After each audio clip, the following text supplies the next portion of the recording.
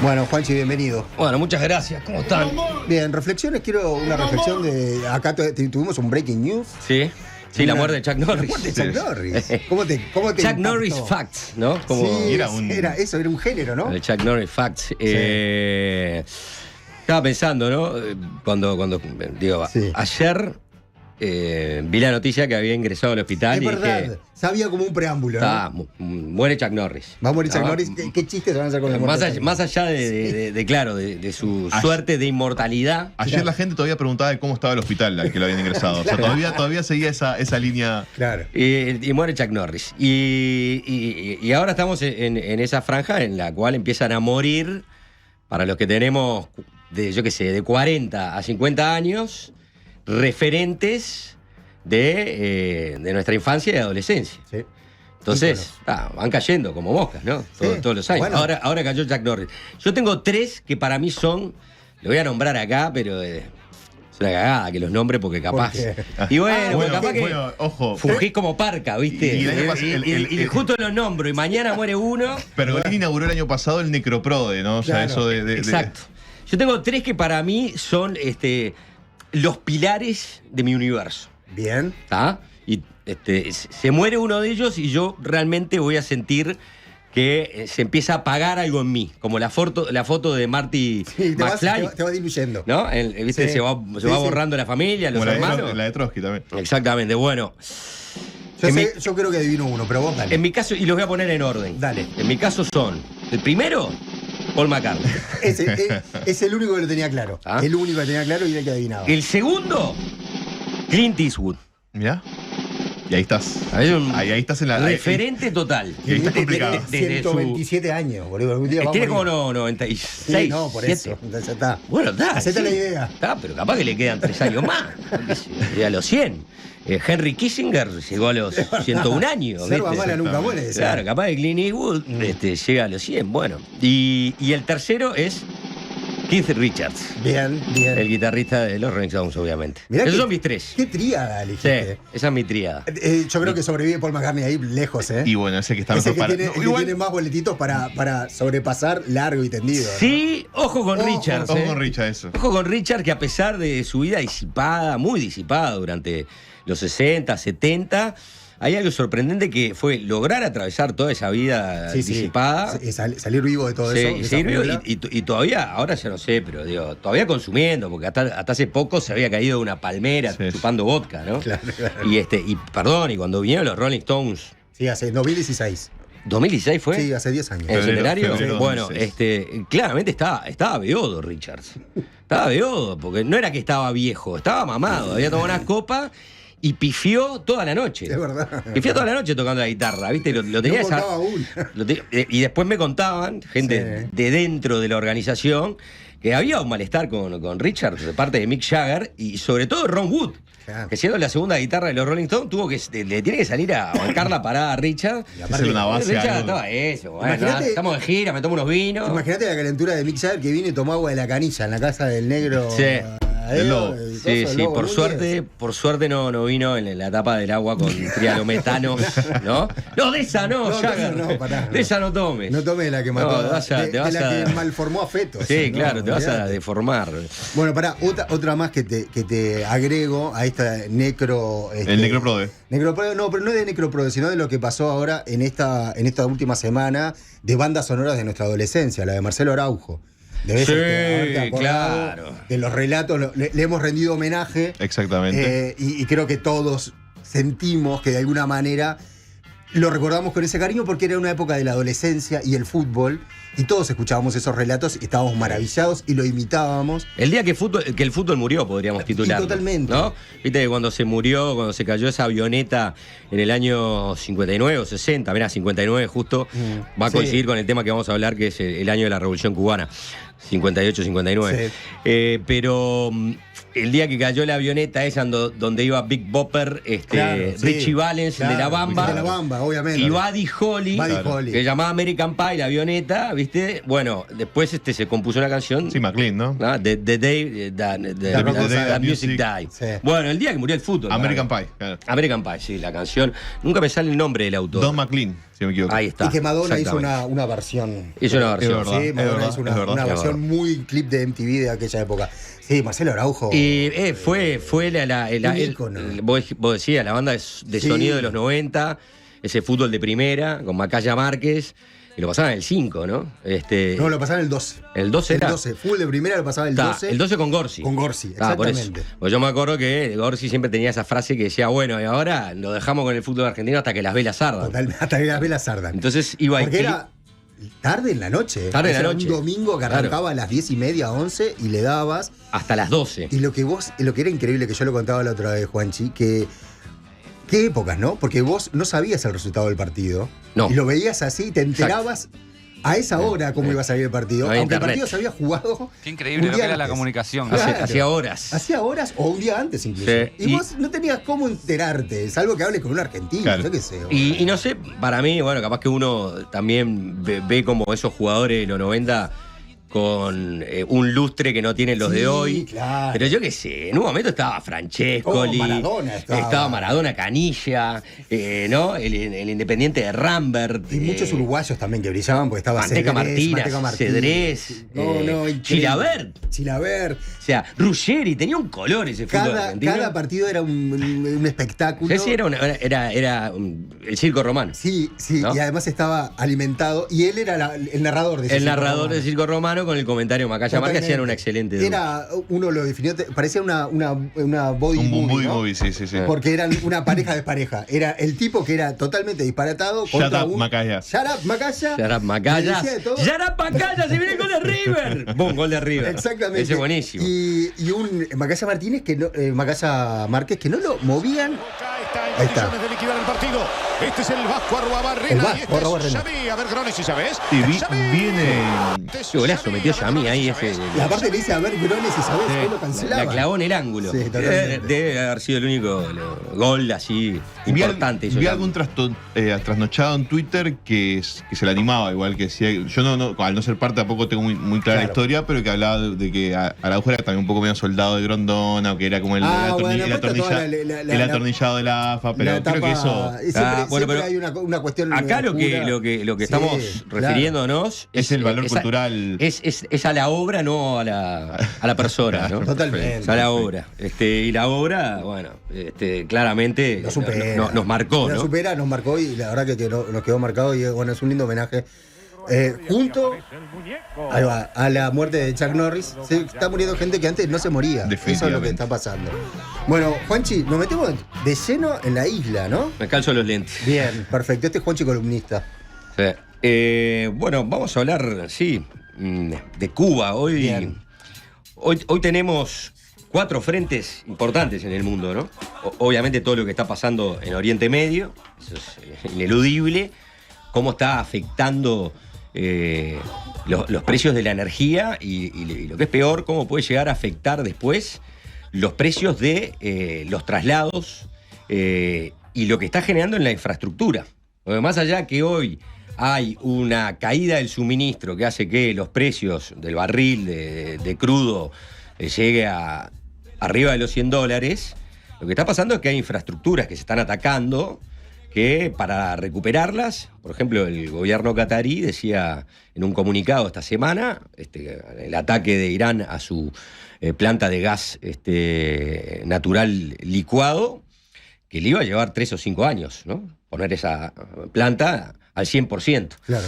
Entonces, bueno, tenemos ese frente ahí, tenemos el frente de Ucrania con Rusia, que quizás lo olvidamos, pero... Sí, claro, pero hasta hace tiempo ya. Y hace llevan años. 4 años de guerra. 4 ¿no? años. Ahora ¿no? en febrero se cumplieron 4 años de guerra. Claro. Putin, que es alguien que se ve beneficiado de alguna manera por esta guerra, por 2 cosas. Primero, por el valor del petróleo.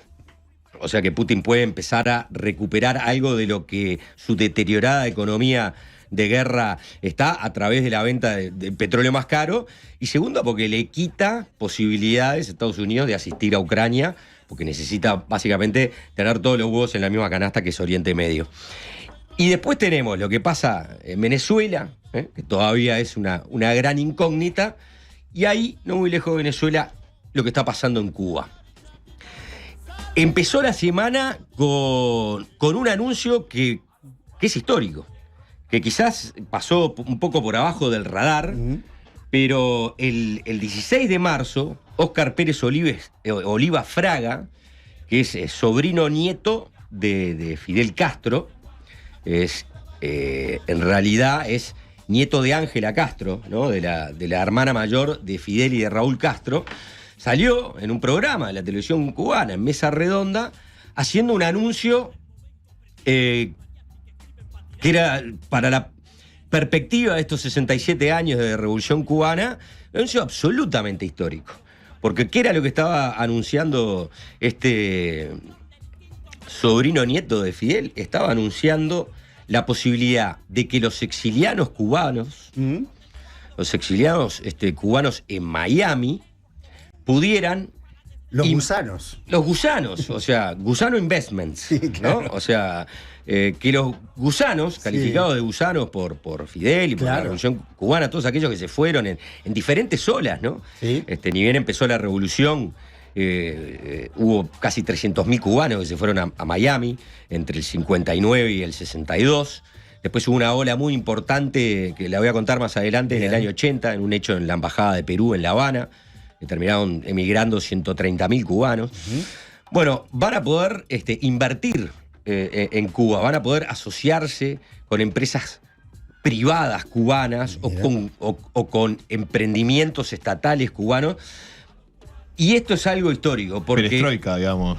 Bueno, algunos comentaban exactamente que era como la perestroika cubana, es decir, el momento en que la Unión Soviética empezó a hacer reformas, modificaciones en el gobierno de Gorbachov, y entre ellas era toda una serie de medidas económicas donde se abría buscaba la apertura de la economía rusa o soviética, así como la transparencia, porque estaba la perestroika y el glasnost, ¿no? Sí. El glasnost era la transparencia, que la información pública se publicara, la apertura con los medios de prensa, en fin, todo Una eso. suerte de mea culpa, digamos. Sí, o el comienzo del fin, ¿no? Bueno, Puede ser como fue el comienzo del fin. el comienzo del fin. Sí. Porque algunos años después, la Unión Soviética colapsó desde el punto de vista económico y político.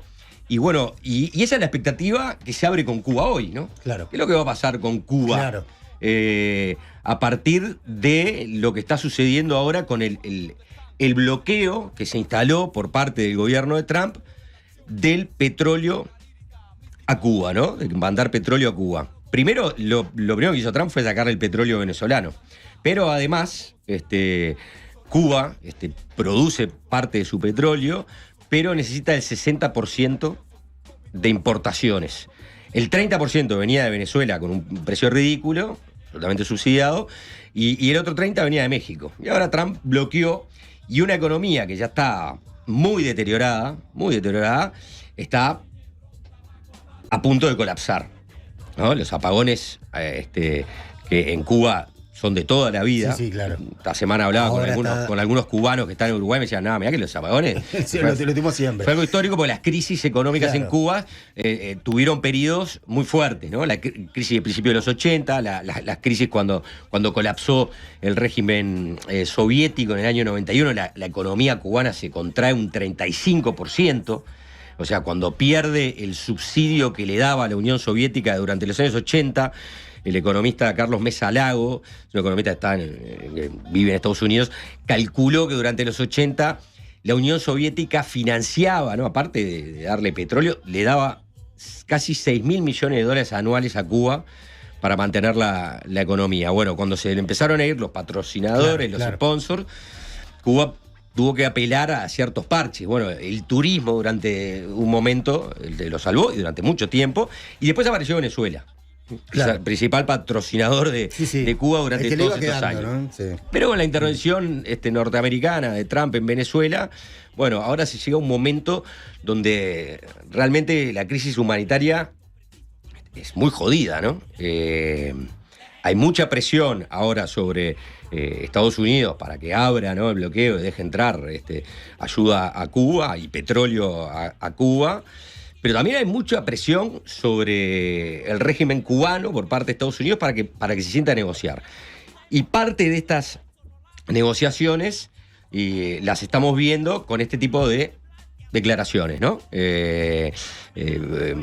Bueno, permitir a los cubanos que están en Estados Unidos... Sí, señales además, ¿no? Señales. Son señales. A que inviertan en Cuba. Son señales sí. que en realidad no van a surtir efecto, porque ya lo hablaron muchos, sobre todo muchos analistas que están en Estados Unidos, decir, bueno, está bien, nadie va a invertir en Cuba si no hay garantías de un cambio de régimen. Es decir, ¿quiénes son los tipos que van a estar a cargo de Cuba Claro. para que nosotros, o para que los cubanos exiliados terminen invirtiendo en Cuba? Y que está un poco pendiente de lo que pasa en Venezuela y lo que pasa en Irán, me imagino, porque si Venezuela, no sé si todavía se puede hablar de un cambio de régimen, porque no lo hubo. Claramente no. No sé qué garantías hay para que en Cuba también las haya, ¿no? Sí.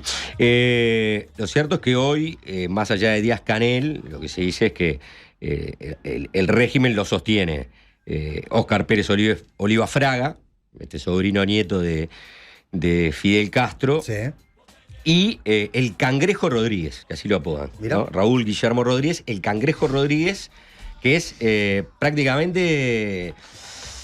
Eso, es nieto de Raúl Castro. Raúl Castro tiene ya 97 años. Está vivo, Raúl. No tiene ningún cargo específico. No, claro. El Cangrejo Rodríguez. Cangrejo Rodríguez tiene nombre de jugador de Peñarol, ¿no? Bueno, el Cangrejo Cabrera. Claro, por eso. Pero es él básicamente Sí. el que está hablando mano a mano con Marco Rubio. Ok, ¿no? Esas son las negociaciones de acá son el Cangrejo Rodríguez con Marco Rubio, hijo de exiliados cubanos, Claro. posible candidato sí. para las próximas elecciones a presidencia, a presidente en Estados Unidos. Claro. Digo, Trump le está dando ese lugar. Él es secretario de Estado, no es el vicepresidente, que es J.D. Vance, pero como secretario de Estado fue a la conferencia de Múnich en Europa, la conferencia de seguridad, y habló y dio un discurso que para muchos era como mostrar el camino que Estados Unidos o el gobierno de Estados Unidos está tratando de construir.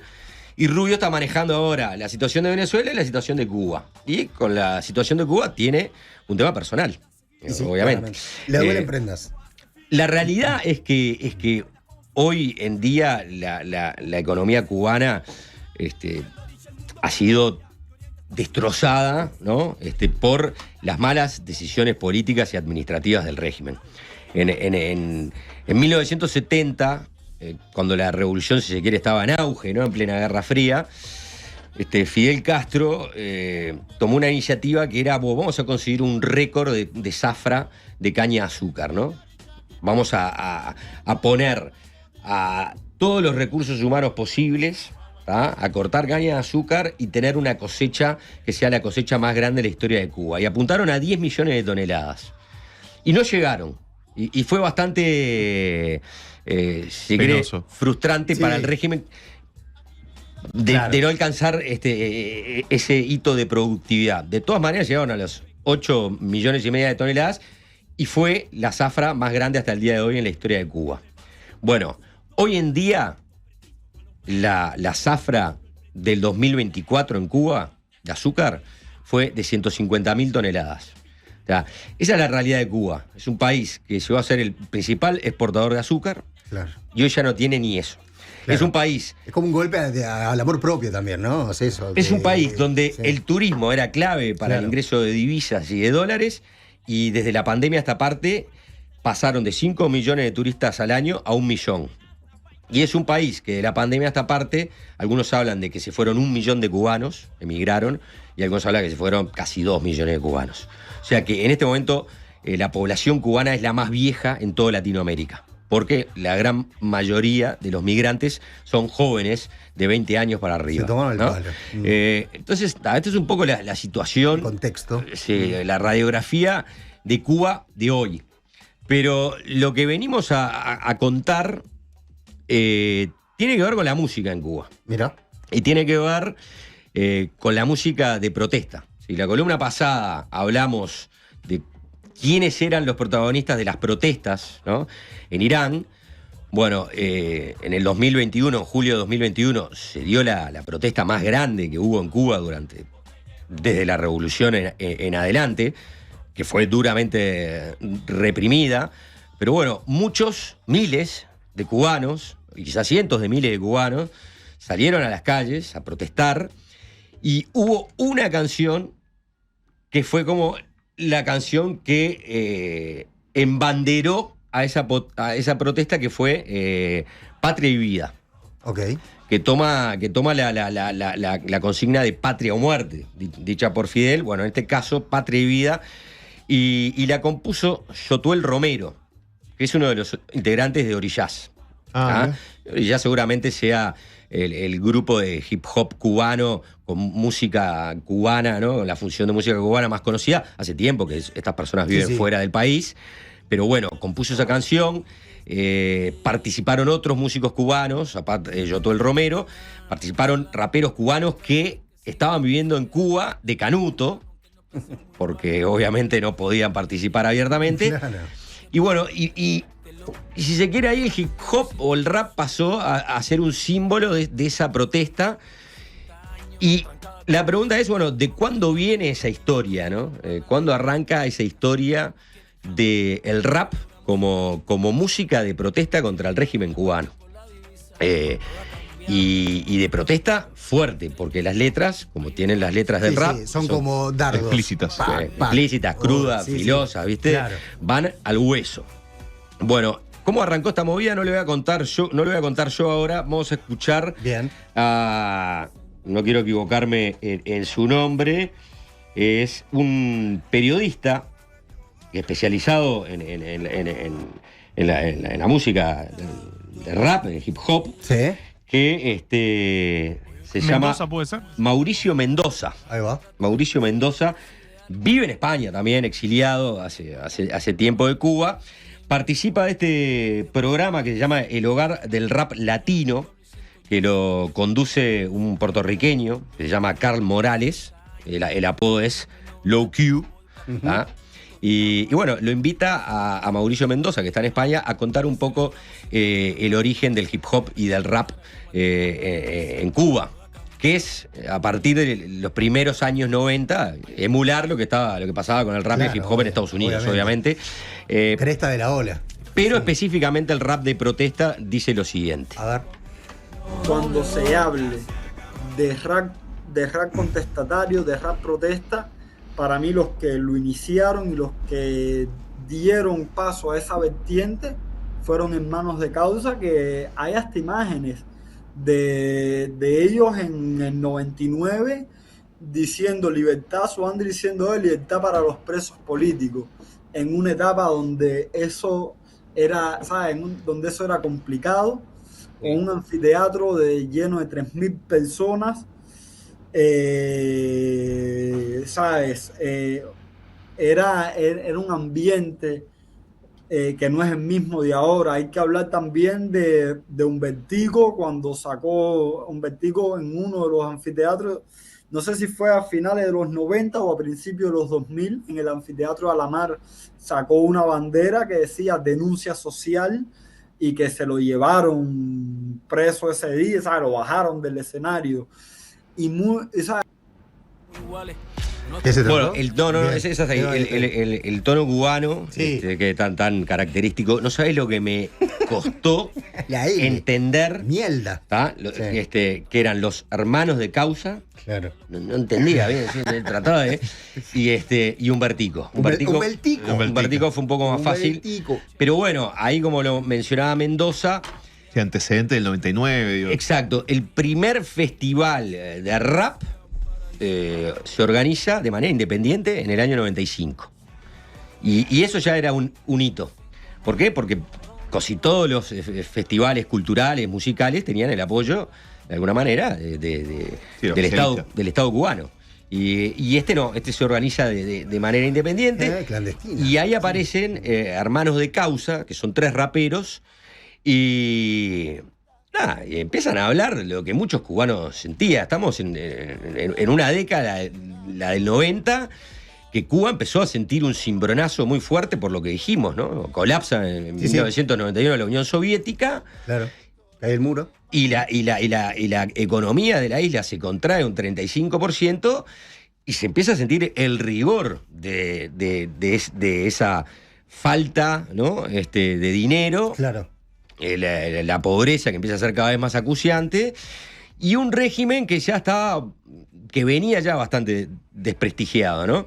Bueno, vamos a ver a los hermanos de Causa. Hermanos de Causa. Sí, en ese festival. ¿En ese mismo festival? Sí, en el 95, rapeando, sí, sin música, ¿no? O sea, A pelo. a pelo. A ver. Need you, we're gonna do this. And that's what they did. You know, they just took it to the streets. Ahí nomás. Vamos allá. Ahí nomás. 1995. Caminero, underground, que volá. Underground, todo el mundo mano para arriba, que vuelta. Vamos, que esto ando como ando, ese es caro. Vamos allá. Ahí nomás. Sí. Déjate. Vamos allá. Ese es caro, que esto ando como ando. Ustedes lo saben bien. Vamos, ando como ando. Sí, expresividad. Mira, sí, contra el viento, contra el tráfico, contra lo que sea. Así me pongo yo, porque yo no tengo pelos en la lengua, porque no le tengo miedo a lo que venga. Dedicado a la zona, Habana del Este entera, calle Concha, la Machanga, micro 10 Guitera, 322 la calle ancha, la zona 11, la capital del rap será por siempre y desde entonces ando como siempre, indisciplinado. El que no me conoce dice que soy un pesado, demasiado lo que tengo aquí formado y eso no es de ahora. Ya yo tenía mi tumbao pegado en la calle Dilema. Bueno, ahí están los hermanos de Causa, no voy a nombrarlos, son Soandri, Mayori y Mick. ¿Ah? Esos son los nombres de los tres raperos. Vamos a volver ahora a Mauricio Mendoza, ¿no? A explicar un poco más cómo empieza a funcionar la censura del régimen contra este movimiento musical que deriva rápidamente en una crítica permanente y muy dura a la realidad cubana y sobre todo al régimen cubano dirigido por los Castro. A ver. Gobierno que no permite el emprendimiento que su batalla toda la vida, ¿sabes? En Cuba es la batalla de ideas. ¿Sabes? La batalla de ideas no es más que el adoctrinamiento de la población, y de ellos han tenido desde que triunfó la revolución. Ellos han hecho la cultura cubana como un pilar de ellos, la han destruido y han censurado, ¿sabes? No se ha censurado solo en el rap, se ha censurado en el rap, en las artes visuales, el rock and roll, todo lo que no entra en el discurso oficial cubano y todo lo que ellos sienten que puede generar. ¿Sabes? En Cuba es delito reunirse, asociarse, y el rap cubano está creando una mega asociación de personas, de tribus sociales, y eso el gobierno no lo quería, ¿sabes? No le conviene, no está bajo sus estatutos. También. Ahí quedó, bien. Bueno, ahí estaba, ¿no? La censura que caía sobre todo los géneros musicales. Yo hablaba de la famosa cosecha de Cuba del año 1970, ¿no? Esa aspiración colectivista de llegar a los 10 millones de toneladas cosechadas, la frustración de no conseguirlo. Y al año siguiente, el caso de Berto Padilla, ¿no? Que era un poeta cubano, catedrático, que empezó a ser crítico con el régimen. Obviamente, cuando el régimen derroca a Fulgencio Batista, era una luz en la oscuridad. Y pasaba a ser un poco el faro del mundo, porque estaba acabando con esa cantidad de regímenes títeres y corruptos que había, vamos a decirlo así, en el patio trasero de los Estados Unidos. Y Cuba, en el fondo, jamás había sido totalmente independiente, porque recién se pueden liberar de los españoles en todo un proceso de independencia, ¿no? 1900. En 1898. Claro. Y a partir de la intervención del gobierno de Estados Unidos en la guerra entre Estados Unidos y España. Esa fue, si se quiere, la primera salida fuerte de Estados Unidos a decir, bueno, acá hay una potencia imperial, ¿no? Y Teodoro Roosevelt a decir, bueno, vamos a aplicar la política del gran garrote. Sí, la Fruit Company, ¿no? Todo es... Representa mucho el imperialismo norteamericano, la Fruit Company.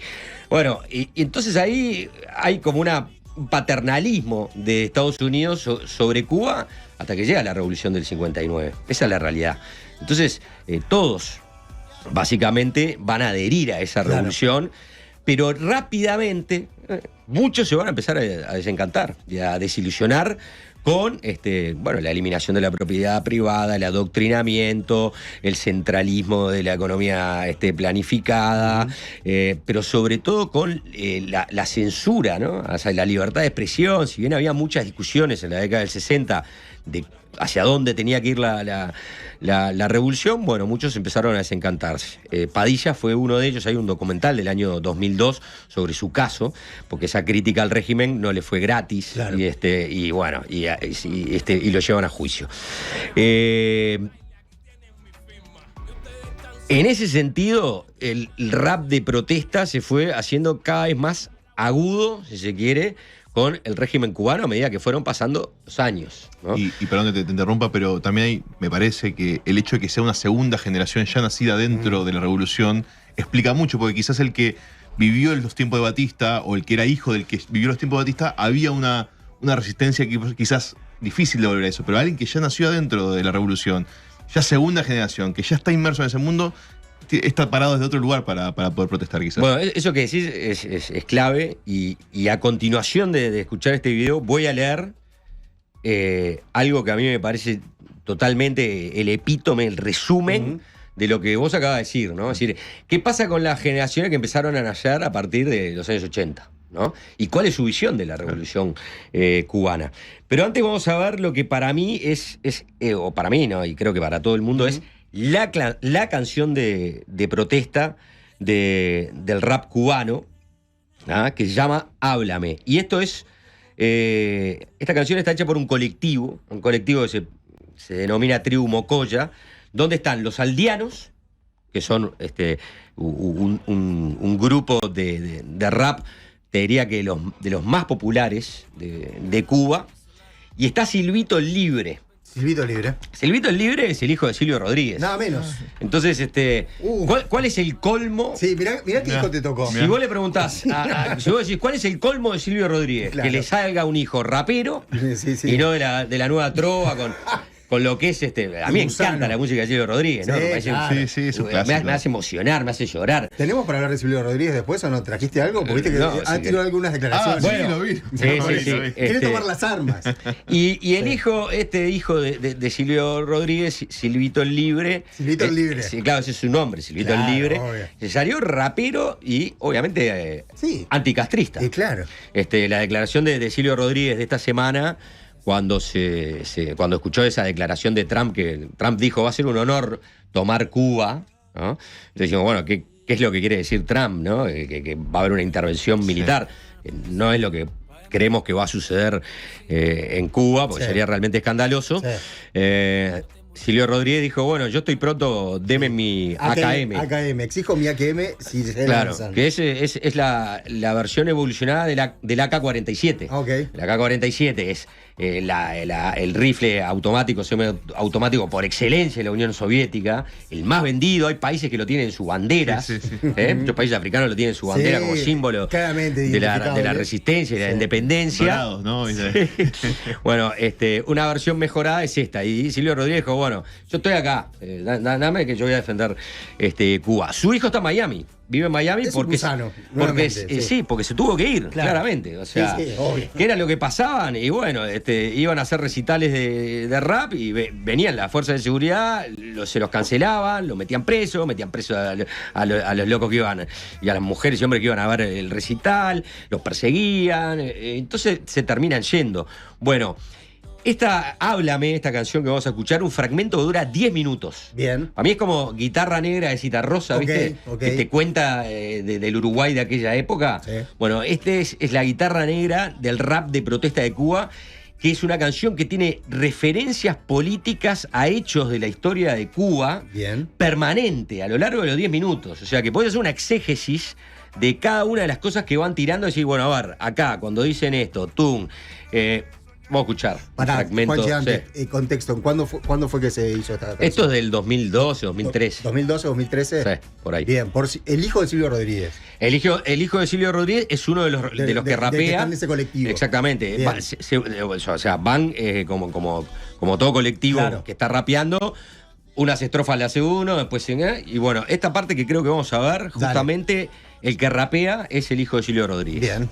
Parte a la Silvito contraria, libre. dame la explicación por qué tanta presión. ¿Quién dijo que solo hay una forma de hacer la revolución? Háblame cómo se ve desde la silla en que te sientas. Las mujeres que pa' comer ponen su cuerpo en venta. Dime con tus palabras, dale cuenta. Porque la leche a tus hijos se la quitan a los 40. Háblame de los 90, de la mierda del embargo. Háblanos de Cayo Coco, pon que sea imaginarlo. Háblame, cuenta aquí cómo fue que hiciste de un país tan feliz una islita triste. Háblame, soy todo oído y quisiera escuchar dónde está la patria que Felipe Pérez Roque solía hablar. Háblame del 1 de mayo, de que tienen mansiones con piscinas y caballos, porque las calles de su barrio no tienen bache. Háblame de los golpes que le dieron a Giovanni Sánchez. Háblame del noticiero, la firma que dieron y de las trancas que a los homosexuales le dieron. De los huevos que en la puerta de los sinceros y de toda la gente linda que desaparecieron. De sueldo del obrero, de los precios que en la tienda. Háblame, pinga, en boca te sacan la cuenta. Habla de tus vacaciones, de la carne que te come. Dime dónde está la tumba de mi Camilo Cojones. Háblame de 11 millones de personas que nada más quieren beber y escuchar a gente sonar. Cuéntame, ¿a dónde han ido los desaparecidos de mi ciudad? Y cuéntame, ¿a dónde han ido los desaparecidos de mi ciudad? Hablemos de Cuba, hablemos del trato, papo, porque tengo dudas. Hablemos del rap y tanto porque en medio vio censura. Y no hablen más de Obama, que no fue el que le entregó el poder a policía, que de gratis vino y me agredió. Háblenme de Calle 13 y cuando se le entregó un cubadico por enfrentar el abuso en su país. Entonces denle uno a los cardianos y escuadrón por hablar de aquellas cosas que aún se viven aquí. No es pa' fiestas lo que yo hago, es protesta lo que grabo. Y no es para el Estado en mérito de que me haya graduado. Ese va pa' mi madre que tiene hecho un doctorado, pero vive de la venta de unos refrescos gaseados. Háblenme, dígame cómo se ve desde su palco el reparto Zamora. Quiero saber, porque yo mucho no he hecho, pero estoy metiendo el pecho y en la realidad no es lo que salió en Havana Station. Y estoy cumpliendo. Bueno, Teléfono para René. Sí, teléfono para René, teléfono para muchos acá, ¿no? Sí. O sea, No, nombres propios, aparte, Sí. digo, no. Felipe Pérez Roca, que lo nombran en un momento, fue canciller cubano en los 2000. Pero acá nombran todos los males que fue generando el fiasco de este sistema defectuoso, ¿no? Que es Cuba, porque en definitiva es un sistema defectuoso. Más allá de que el embargo estadounidense no haya colaborado, pero no se le puede adjudicar, y por eso creo que está mencionado, ¿no? en el rap, Claro. ¿no? Háblame del embargo. Ese maldito embargo. Que el embargo sea, en realidad, excluyentemente lo que ocasionó que Cuba fuera un fracaso desde el punto de vista económico y, en definitiva, de la justicia social. Porque lo que están hablando acá, en esta canción, es de una élite burocrática que vive en mansiones, que se aprovecha de la riqueza de Cuba, que se la mete en su bolsillo, que usa un aparato represivo para meter gente en cana, desaparece gente, ¿no? Es lo que está diciendo la canción. ¿Dónde está mi desaparecido de la ciudad? O sea, un día vienen, te agarran, te llevan y vas preso. Y olvídate. Habla de la prostitución. De la prostitución Sí. Para comer. de menores. Exacto. Para comer, o sea, vender el cuerpo para poder comer. Y te diría que habla de lo que es la pobreza, de lo que es la censura, Y ese que estaba cantando era Silvio, Silvito, ¿no? Sí, era Silvio Rodríguez. Y habla, como vos decís, Sí, por un momento me veía, era como el anverso de Calle 13, ¿no? de Calle 13. Sí. Y ese fue un tema, ¿no? Sí. Hay un momento. Pero hasta el fraseo tiene No, pero parecido. acá estamos hablando de 2010, 2011. 2000, por eso. Acá sí. Es Sí, 2012 contemporáneo decíamos. al boom de Calle 13. Exactamente, Claro, estamos claro. en el boom de Calle 13 y en ese momento, ¿qué pasa? Bueno, Calle 13, puertorriqueños, Claro. otro tema, ¿no? Sí, sí, la, otra historia, ¿no? la denuncia de Calle 13 contra la injerencia norteamericana en la isla de Puerto Rico. Puerto Rico. Y entonces en un momento van a tocar a Cuba, y René y Residente, Claro. los factotum de Calle 13, se encuentran, ¿no? Con el régimen de Castro. Ahí Fidel vivía todavía, o sea, se encuentran con Fidel, con Raúl Castro, les dan un premio, una condecoración por denunciar el imperialismo yanqui, ¿tá? En Puerto Rico. Y acá estamos ante la mega hipocresía. Totalmente, ese le pito. Y por eso estos raperos cubanos aprovechan a pegarle a Calle 13 y le dicen, vos, si le dieron un premio a Calle 13 por contar las cosas que pasan en su país, denle un premio a los aldeanos y a Escuadrón que cuentan las cosas que pasan en nuestro país. Entonces, por un lado tenés un régimen que está premiando a una banda extranjera por la denuncia social de la injerencia norteamericana en su país, pero por otro lado está obviando a sus propios raperos que le cancelan los conciertos porque son críticos con lo que está generando ese régimen en su país. Y ni que hablar de Calle 13, ¿no? Sí, claro. Sí, sí. O sea, los reyes de la denuncia social van a lamerle las botas Sí, casi una visita al Papa, ¿no? claro, a los dictadores cubanos, pero se olvidan de los raperos que están censurando, que meten en cana, que se tienen que ir para poder vivir de la música, ¿no? De esos René no dice nada. No dice nada. De eso se olvida René, de Calle 13. Esa es su sororidad rapera. Sí. Sí. Sí. Esto, La fraternidad. Mirá, Calle 13. esto me chupan un huevo. Yo quiero que Fidel me condecore para que el mundo entero vea que yo soy un luchador antiimperialista, ¿viste? Manuel del perfecto progresista.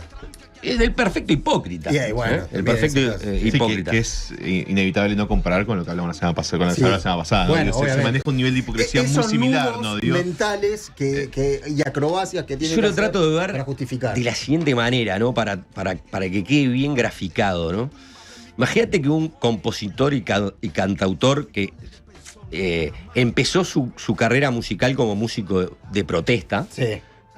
y encandiló a toda una generación, Bob Dylan, llegara a tocar en El Cilindro, que tocó en El Cilindro, Es ya verdad, en Democracia, antes que se cayera. llegara a tocar en El Cilindro en el año 81 claro. y fuera premiado por el Goyo Álvarez. Claro.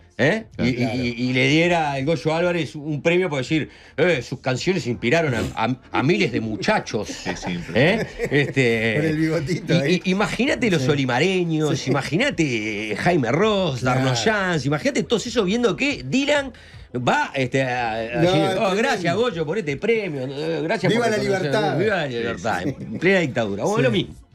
Sí. Lo mismo. Ahora, Sí, es exactamente.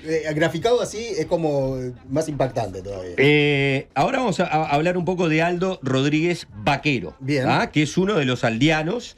Él nació y se crió en La Habana y le hicieron una entrevista en el año 2014 y le preguntan esto, ¿no? Ustedes fueron tildados de guevaristas, ¿no? Guevaristas en el sentido de, bueno, rebeldes, ¿no? Claro, Porque en un momento revolución. el Che Guevara fue casi un rebelde de la propia revolución, ¿no? Y contesta lo siguiente: las personas decían que nosotros éramos guevaristas, pero hay que entender que yo nací en un país sin internet. Yo no sabía quién era el Che hasta que crecí y viajé y pude conocer. Para mí el Che era, ya sabes, un tipo revolucionario, guerrillero. Yo no sabía de las historias verdaderas de nada, porque aquí en Cuba nadie sabe nada. Entonces nos han criticado por esas cosas. La generación que dice, esa es su respuesta cuando tiene que hablar del Che, ¿no? Acá nadie sabe nada, ni las historias verdaderas del Che, ni del Che. Yo realmente conocí el Che cuando empecé a salir de Cuba. Claro. Dice, ¿qué opinás de la juventud cubana?, le preguntan. Bueno, la juventud muchas veces escucha y se identifica con lo que criticamos acerca de la sociedad cubana, pero no actúa. No actúa. He sentido a veces que he tenido el peso de muchas cosas yo solo, y esto no es una guerra de una sola persona, esto es de todos, este país es de todos, porque aquí nacimos todos. Aquí en Cuba casi nadie sale a la calle a protestar. Esto es anterior al 2021, ¿no? Estamos hablando del 2014. Nosotros una vez organizamos una marcha por toda la avenida 23 que decía, no más violencia, súmate, y los mismos jóvenes nos decían, ¿de qué violencia tú estás hablando? Aquí sí hay violencia, y los precios, y los sueldos, y los policías. La realidad de este país es violenta, dice. Yo no conozco a nadie que viva en la isla y no me haya dicho que se quiere quedar a vivir en ella. Estoy loco por irme, estoy loco por irme, estoy loco por irme. Si aquí abren algo como el Mariel, ya vamos a hablar del Mariel, este país se queda vacío. Todo el mundo se siente mal, todo el mundo está inconforme. 2014. Le preguntan, ¿qué puede decir de las Damas de Blanco? ¿No? La organización de mujeres cubanas que reclaman por los presos políticos en Cuba. Las Damas de Blanco han sido para mí los hombres de estos tiempos. De verdad, mucha gente siempre criticó, no, porque ellas son asalariadas del imperio. Pero bueno, supón que sean asalariadas del imperio. ¿Cómo quieres tú que ellas vivan y mantengan si aquí en Cuba nadie les da trabajo? Si aquí son reprimidas por el gobierno. Y la última pregunta, que va sobre un tema que es claramente un parteaguas en la historia del devenir de la economía cubana. ¿Qué piensas del embargo a Cuba? Preguntan a este rapero. Yo no sé ni qué significa eso. Para serte sincero, yo lo único que quiero es que este país cambie, sin embargo, con embargo o con lo que sea. Pero que cambie, mi hermano, porque ya nosotros prácticamente estamos cumplidos. Pero, ¿y los niños? Bueno, esa es un poco la respuesta que da el cantante de Los Aldeanos sobre cómo él se relacionaba y vivía con esa Cuba del año del 2014. Vamos a volver a Silvito el Libre. A ver, Silvito el Libre. Y ahora Libre. vamos a escuchar una canción de su autoría. Él tiene una canción muy conocida que se llama Mi mamá y el rap. Okay. Así con ese nombre de Cacho Bochinche. Sí, de canción infantil. Sí, es muy de Cacho Bochinche. Que básicamente le habla a su madre y le dice, papá no quiere que rapee porque me voy a meter en problemas. ¿No? No, pero es así, sí, ¿viste? Bueno. No quiere ¿qué quiere? Que me calle, que no diga las cosas que están pasando, que sea un hipócrita. Y después dice, yo no quiero 1000 carros en Miami, no quiero la vida del exiliado Miami, loco, yo quiero libertad de expresión y poder decir la mierda que están pasando acá en Cuba. Bueno, vamos a escuchar otra canción de Silvito el Libre que se llama La Cuba que tú desconoces. Bien.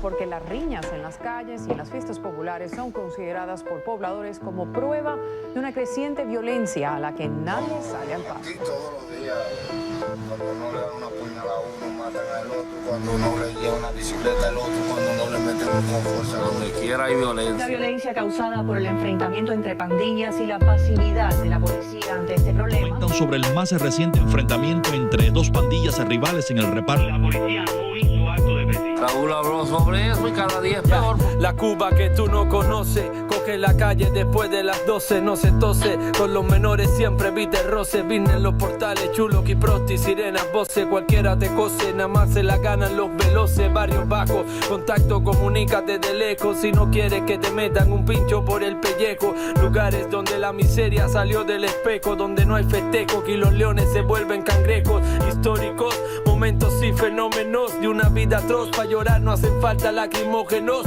efecto dominó entre jóvenes alcohólicos, mucho marcó, pues destruyó a 1000 chicos como yo, chamacos asfixiados en la jungla del asfalto, que le da lo mismo dar con el hierro que dar un salto, arrebatos de cadena, pasaje, riñas y asalto, mientras que los dirigentes nos miran desde lo alto.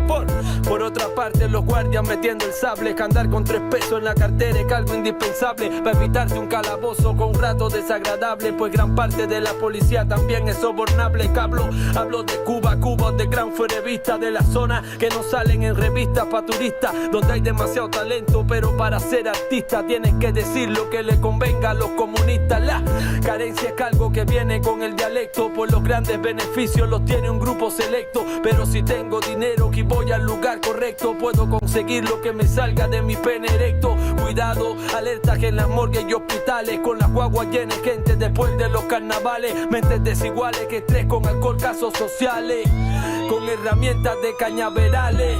Y es cierto que no hay tantos tiros, mis señores, pero si hay violencia y armas blancas de todos los colores, punzones, chavetas, limas, bayonetas, que inyectores, tuercas de tractores, cangulares y destornilladores, sin beta, caliente y te di la lista incompleta. La zona está quieta, pero si no sabes no te metas, que el horno no está pa' galletica ni pa' tartaleta, y hay demasiada historia guardada que en la gaveta. La meta sigue sofocando a los vendedores, trancando inocentes y reprimiendo a los compositores, pero cuando ve machete en mano en los alrededores va bajando como si en las nalgas tuvieran motores, y comparando con partes del hemisferio que algunos que ignoran no los ven como un problema serio, hasta que no le mandan algún pariente para el cementerio o haya un incidente que los haga cambiar de criterio. La prensa es una fuente de mentira inmensa, pues no dice nada ni aunque la cosa se ponga densa. La radio y la tele comunista nada que convenza, los medios masivos nacionales son una vergüenza, y es complicado tratar de tocar el tema. Bueno, ahí lo teníamos, ¿no? Es un buen rapero, ¿eh? Es un gran rapero. Es un gran rapero. Y desde lo musical te digo que Sí. lo austero de la base es porque realmente el fuerte está en la letra. Sí. A veces te das cuenta que hay un balance cuando hay mucha música, quizás letras más, pero acá es realmente la barra tras la barra tras la barra y una base muy austera. Sí. Y bueno, palabras como puñales, ¿no? Por supuesto. Palabras Obviamente. como puñales, ¿no? Sí. Sí, hay muchas referencias a lo que ha pasado con la familia Castro, ¿no? Claro. O sea, la familia Castro venía siendo como dueña de Cuba, de alguna manera. El Cangrejo Rodríguez, el nieto de Raúl Castro, esta semana hablaba con 3 cubanos, ¿no? Que algunos llegó hace un año acá a Uruguay, algunos ya están hace más de 5 años, y algunos se vino con después del 2021. ¿Ah? Y el tema común con ellos era el de Cangrejo Rodríguez, ¿no? El nieto de Raúl. Dice, el Cangrejo Rodríguez maneja todo, dice. Tiene la flota pesquera, ¿viste? Para pescar, es de él. Todas las discotecas donde van los turistas a bailar, ¿sí? son todas de él. Los restaurantes que están al lado de la discoteca son todas de él también. Lo que enoja es que si cambia el régimen, esa infraestructura sigue siendo de él. ¿Entendés? O sea, que Exacto. Esa transformación de dictador a oligarca, sí, va a seguir estando. Y esa es una de las grandes incógnitas de lo que va a pasar, porque, a ver, ¿qué quiere Estados Unidos, no? Y Estados Unidos, el interés es económico, ¿no? Y más Trump, que no deja de ser un empresario, que dice, bueno, a Cuba, vamos a Cuba y metemos la guita, vienen mis amigos, pueden invertir en hoteles, podemos invertir en casinos, esto. todo, sí. El potencial turístico que puede llegar a tener, los casinos, eso es lo que le interesa a Trump, eso es lo que interesa a los cubanos que están viviendo en Miami. Y eso creo que es lo que le interesa a Marco Rubio, ¿no? Hoy estaba leyendo una nota en The Economist que hablaba justamente de esto que estoy diciendo, ¿no? Se ha pronunciado Marco Rubio explícitamente sobre, lo que esperamos es una Cuba democrática. No ha dicho absolutamente nada sobre eso. Lo que esperan es básicamente una Cuba que haga negocios de vuelta con Estados Unidos, como lo hacía antes de la revolución. Pero el régimen puede seguir igual, puede seguir manejado por los nietos de los Castro. Y bueno, capaz que si se ponen de acuerdo entre Rubio y los nietos de los Castro para decir, ustedes mantengan acá el poder, pero vamos a cambiar todo en materia, vamos a empezar una apertura económica, vamos a liberalizar la economía cubana y van a venir las corporaciones, las multinacionales, y ustedes van a estar ahí en el poder, van a poder aprovechar esos beneficios, no vamos a tocar eso. Bueno, esa es una de las grandes incógnitas. Por supuesto que tendrá que también venir las libertades políticas, pero si llegan las libertades políticas, ya es un problema para los que ostentan el poder. Bien. Para ir cerrando, Bien. tengo 2 libros que quiero recomendar para los que les interesa mucho la la historia de Cuba. Tenía un video más, pero voy a pasar directamente a... Y antes, Juanchi, porque Sí. la gente pregunta, Silvito el Libre, ahí lo ubican, digamos, para buscar, porque preguntan el nombre de la banda o algo, es un colectivo. Esto es Silvito el Libre. Silvito el Libro es él. Es él, por eso, como rapero. Nosotros lo Ahí lo entrevistamos ubican. en Suena Tremendo, Mirá. en la radio, Bien. hace muchos años, debe haber sido en el 2014, 2015. Le hicimos una entrevista. Él fue muy cuidadoso, ¿no? A la hora de hablar del régimen. Yo creo que ahí todavía estaba, no me acuerdo, pero me parece que todavía estaba viviendo en Cuba. Claro. Entonces se cuidó bueno, mucho. Después creo que cuando emigró hacia Estados Unidos, ya tuvo otro fue más libre. desembozo, ¿no? Silvito el Exactamente. Bien. Tengo dos libros que les puedo recomendar. Dale, bien. Porque Y lo metemos en el chat. son ligeramente distintos. Este es el primer libro que me parece que es interesante por la perspectiva que plantea. Frank García Hernández. Sí, Cuba, una historia crítica, ¿no? Y va de la revolución a prácticamente el 2025. Frank García Hernández. Esta persona nació en el año 81-82. Ok. Estamos hablando de un cuarentón largo, Claramente. ¿viste? Un pendejo al lado nuestro. 45 años. Y es alguien que su bandera es la revolución. Bien. Pero está dentro de un movimiento que es el movimiento de izquierda crítica. Y son más que nada jóvenes que dicen, es obvio que hay problemas con el régimen cubano, es obvio que tenemos un sistema defectuoso, es obvio que nos hemos alejado de las banderas. Hay que reformarlo, hay que cambiarlo, hay que empezar a transitar cambios que lleven a apuntalar mejor el régimen, pero no podemos sacar el régimen, porque si sacamos el régimen, y es lo que dice Frank García Hernández, ¿qué es lo que viene? Y vienen los gringos con sus multinacionales, viene el capitalismo corporativo. Entonces, estamos renunciando a lo que nos planteamos hace 67 años. La rueda, ¿no? Claro, O sea, no vamos a rendir, no, vamos a tratar de reformar un poco el régimen. Es fácil eso y es un huevo. China lo logró siendo... hipócrita consigo mismo. Siendo hipócrita consigo mismo, y lo hizo en un momento donde todavía China tenía una estructura política muy sólida. O sea, se había muerto Mao, y en su lugar, y contra todo pronóstico, apareció Deng Xiaoping, que fue el secretario general del Partido Comunista durante prácticamente 10 años, del 79 al 89. Fue el responsable de la represión en la plaza de Tiananmen, pero fue el responsable de la economía mixta que hoy define tanto a esta China potencia mundial, ¿no? Y que empieza a ingresar el capitalismo y la propiedad privada sin dejar la planificación por parte del gobierno, sin que desaparezca el sector público en empresas que son estratégicas, o sectores que son estratégicos.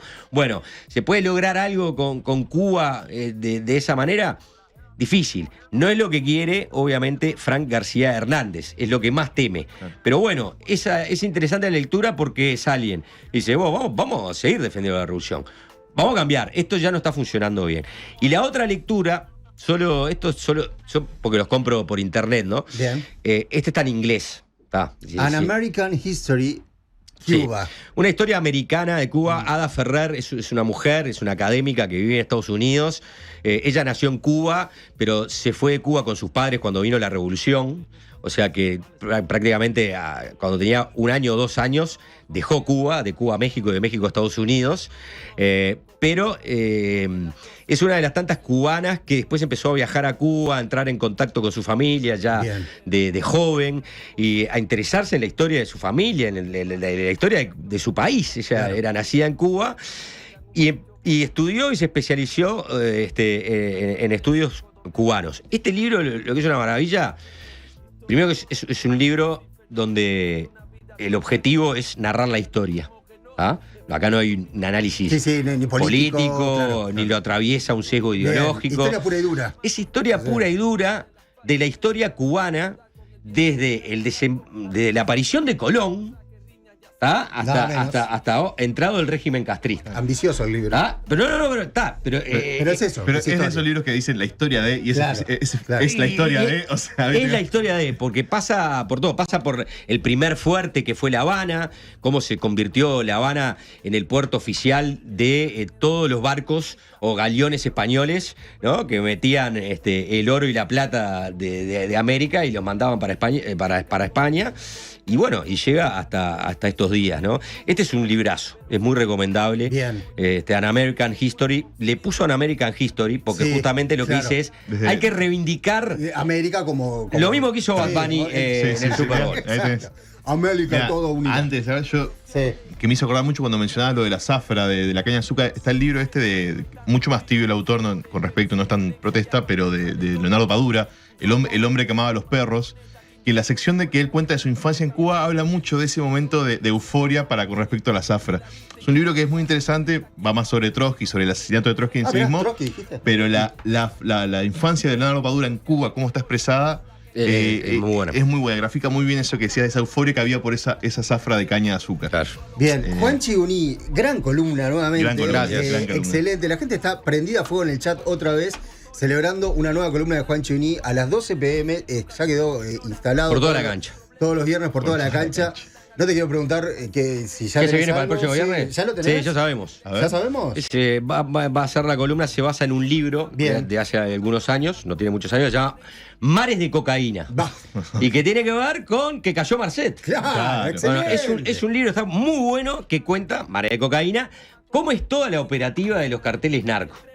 O sea, desde los barcos, ¿no? Que salen a través de los ríos o que se van y se enganchan con un gran barco transatlántico en el mar, toda la operativa financiera, cómo se mueven los narcos. Preparen los espejos y las tarjetas de crédito.